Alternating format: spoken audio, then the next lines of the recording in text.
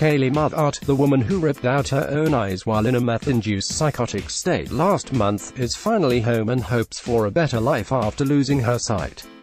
Mother was found gouging out her own eyes with her hands outside of a church in Anderson, South Carolina, on February 6. The 20-year-old fought off help from locals while in a state of delirium, and it eventually took a team of deputies to restrain Mother long enough to transport her to the trauma unit at nearby Greenville Memorial Hospital, where doctors broke the news to Mother's mother, Katie Tompkins, that her daughter was completely blind.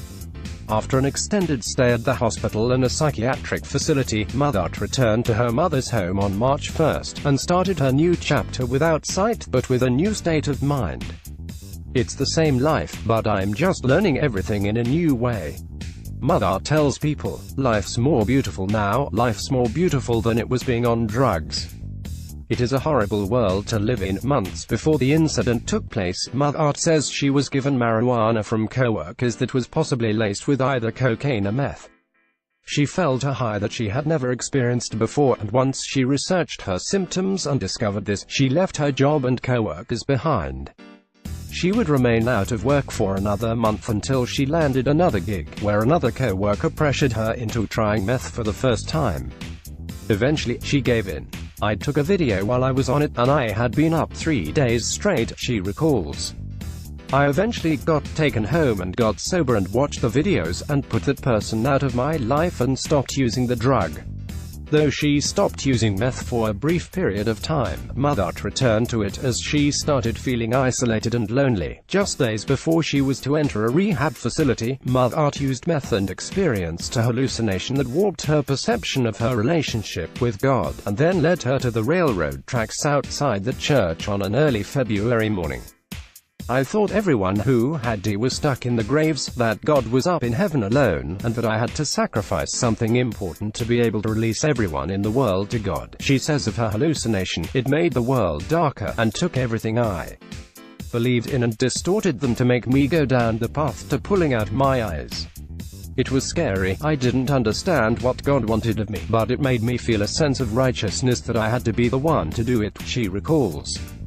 "And I was glad to do it because I've always had a big heart and nobody's ever giving me that love back." As Mother walked closer to the church while she's searching for an acquaintance, she felt time was running out to save the world. She made her sacrifice. "I proceeded to pull out my eyes with my bare hands and twisted them, and pulled them, and popped them," she says. "I told the pastor who showed up, 'Pray for me, I want to see the light, pray for me.'" Today, with the help of her mother, Mother is working out her experiences of that day, and trying to reconnect her faith. "I'm learning Genesis to build my foundation," she says, before letting out a laugh. "When I do something, I go big or go home, obviously. Humor is something that gets me by laughing." Music that day itself. Related video. Mom of 20-year-old daughter who gouged out her own eyes while on drugs speaks out. Aside from trying to reconnect to her faith, Mother is also learning how to live without sight. She says there will be much work until she's able to feel normal once again, but she's learning to adapt day by day. One of the things that have taken her by surprise is the phenomenon of the human form of echolocation, where the blind use sound to navigate the surroundings. "I'll forget I'm blind sometimes because I know what's around me," she says. "Not down to a T, but I know what my mom's house looks like. You still see, but you don't see with your eyes. It's hard to explain because I don't even understand it myself." This has helped keep her from bumping into objects around her home, and it offers her a bit of hope that she'll be able to move around independently as she refines this new S. There have also been a few things that have taken almost next to no adjustment at all, such as her ability to strum a guitar. In fact, she just learned how to play Green Day's "Time of Your Life" just an hour before speaking with people. "It's just pretty cool to be able to play another song," she explains. "Because it's another melody you can play through your BS with." Music, she says, is something that has helped her recovery from all that she has gone through, for that morning in February, and before it. Related article, what would drive someone to gouge out their own eyes? Mother says she is expected to go back to rehab for another 4 weeks in the near future, but she's been keeping herself busy before then.